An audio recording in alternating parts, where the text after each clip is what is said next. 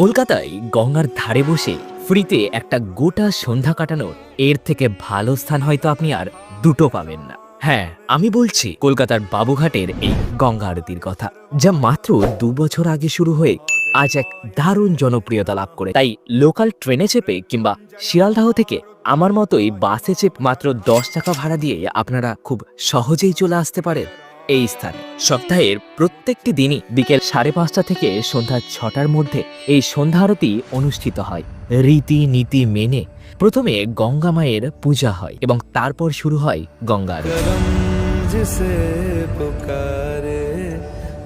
আর এই 40 মিনিট ধরে চলা আরতি যে আপনাকে এবছরের একটি সেরা সন্ধ্যা উপহার দেবে তা বলতে কোনো দ্বিধা নেই। সময় করে যদি শনিবার দিন আসতে পারেন তবে আরতি শেষে ফ্রিতে ভোগ প্রসাদও পাবেন।